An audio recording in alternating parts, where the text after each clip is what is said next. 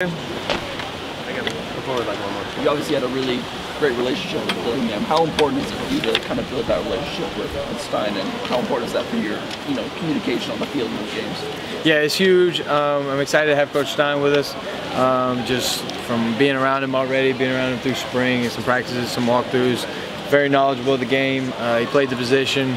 He knows what to expect. He's seen a lot like I have, and he's been in a lot of different offenses with verbiage and stuff. So I'm excited about that, to get into game situations with him and see what he's seeing on the sideline, also get my perspective and collaborate together and make plans when it comes to games. Well, what has your interactions been with him? How's the relationship grown since he's been here?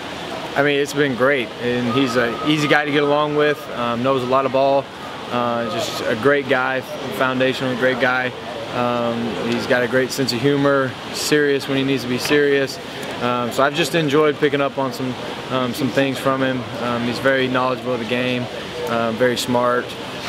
He's very talented too as a quarterback, so it's fun to watch him do some drills and get some visual tendencies. And so I'm excited to continue to grow our relationship.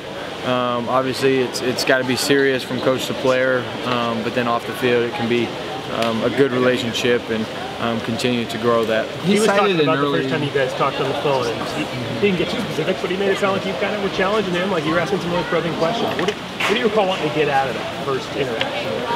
Well, at the time it was one of those things, I still didn't know my decision yet, and so knowing Coach Stein, and then after that conversation, I knew we got a good one, and now seeing him in person, getting to hear his thoughts, getting to see what he likes from the pass game, run game, different auxiliary stuff.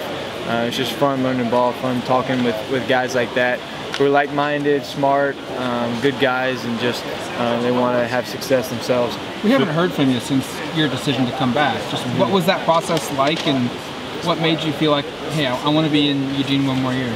Yeah, I just wanted to exhaust everything I had in college, and I didn't want to have any regrets. And so right now I'm in a situation, I was fortunate.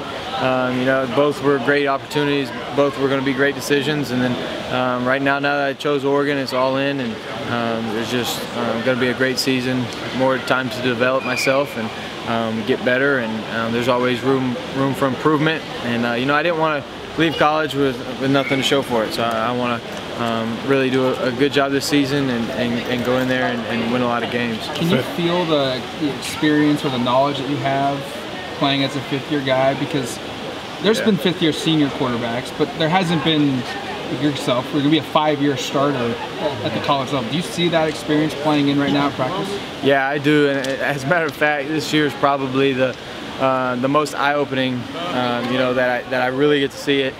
I'm in a great situation. Our coaches really allow me to be flexible and to do a lot, and I'm thankful for that. But at the same time, they do a great job of teaching me what to do when I'm out there. And so I do feel like I have a lot under my belt. I got a lot of visual pictures, images of safety rotation and fronts and routes and timing, and so it also helps to go with similar guys again this year, like Troy, T. Ferg, Chris, those guys. So that'll be great moving forward. Now that I got a lot under my belt, seen a lot, can now go out there and just play. Do you expect to keep the autonomy and the freedom that you had on the field going with this offense of the season? Yeah, absolutely. I think that's one of the things that made it special last year. Going back to this time last year, you had just transferred here. You were still kind of grasped about what Oregon football was and what was going to be. Thinking about that and where you are now, just how much have you grown since then? I've grown so much, just off the field, on the field, as a leader, as a teammate, as a quarterback. You really can't put a price on how much I've grown, and I think it shows now just with some confidence out on the field, and I have a different sense of awareness when I'm out there, and being on offense, even though it's not almost all the same, but remotely the same, and I kind of have the concepts down, and so it's not as much thinking as it is just playing, and it's just matching what I know from what I've learned and what I'm being taught, and then just going out there and playing. How's the process been re-adding that chemistry with some of your receivers, specifically in transfers, Tez, Trayshawn? What's that process been like? It's been a blast. One of my favorite times of the year is the off-season, getting to go in there by ourselves and throw together, get the whole route tree, and start from foundation, start with base concepts, and then grow and grow. And then it's also fun to meet with those guys and see what they're seeing in the film room and get their thoughts. And you know, I'm all the time asking those guys like, hey, how do you want it like this? How do you want it like this? Where do you want the ball? How are you running your route? So very open line of communication between all of us, and I think that's what makes special connections. You guys have a lot of talent on the offensive line. I know it's a pretty new group compared to last year. What have you seen from them so far? They're dialed in. They're serious. They're going to pick up right where the guys left off last year. They're hungry. They all want to be their own version of last year, I think. Hey, Taki, they want to be, you know, they can be like that group, but they're also going to be different. So they're going to have different ways to, you know, have new experiences and to grow themselves. But at the same time, I think their goal after watching last year, they want to get to where that group was. Where's your focus just for improvement? I mean, you were so good. It's hard to find something for you to, hey, you need to get better at this. Where are you focusing that effort at right now? Well, you know, I think, you know, there's still a lot of places. And even though, like, room for improvement, you know, you look across the board and you say, you know, I can focus on a lot of different things, but I believe sometimes when you're trying to get better, you should lock in on a few things and hone in on the ones that that you really can make strengths of your game. You know, you got strengths and weaknesses, and most of the time your weaknesses, there's not going to be a whole lot you can do to make those strengths. So you might as well focus on the strengths and make them even better, and then be dominant at those, and then get the weaknesses that you have in your game you want to build to where you have some consistency, and you don't want to just be exposed out there, but at the same time find a few of those things that you're good at and then become really good at them.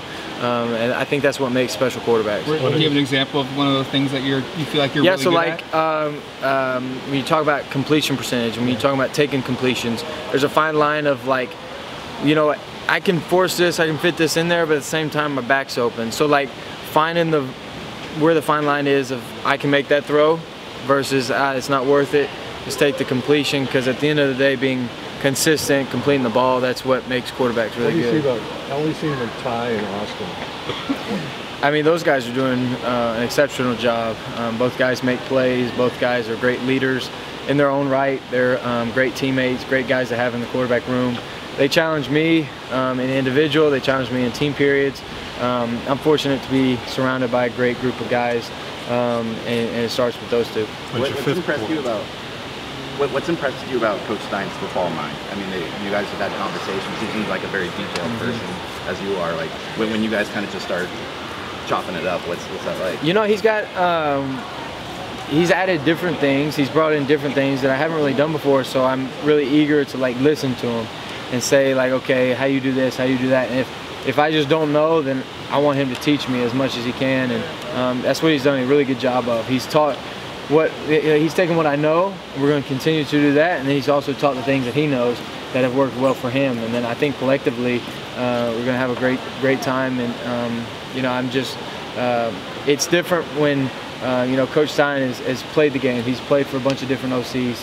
He's been kind of in my spot. He's been through a lot of different systems, so he understands like what it's like to call it different things, and he understands how to group things together. And so I think he can relate to me a little bit from that point of view. What was it like to recruit Tez, and when did that really become part of the plan? You know, I think when you look at just our team, you know, we lost a few key receivers, and that's one area that we wanted to grow in. And you know, I've had a pass with Tez, played with him in high school, have a great relationship with him, great connection. I know he's a really good player, and so just kind of went from there. And the coaches really liked him, and now he's just being a great help to our team. You're so diplomatic. Last question. I'm just curious, because of your history with Tez, was there conversations with other receivers? We know the history. There's not going to be any favoritism or any, you know what I mean, in terms of just confirming. Yeah, the first thing I did was call Troy Franklin and Chris and those guys and make sure, hey, like, we're trying to provide competition in the room. We're trying to provide explosive playmakers, and the thing is like when you talk to a guy like Troy and Chris, they love that, and they don't shy away from it. And I think it's made Chris better, it's made Troy better, it's made everybody in that room better. And then, you know, iron sharpens iron. So when they're getting better, we're all getting better. I'm getting better, the O-line's getting better, and so there's nothing wrong with having a lot of playmakers out there on the field. And so they know that whoever's going to get open is going to get the ball, and they're excited about that, and they're passionate about that. They love each other, and it's a great room right now. Thanks, man. Thank you all. I appreciate it.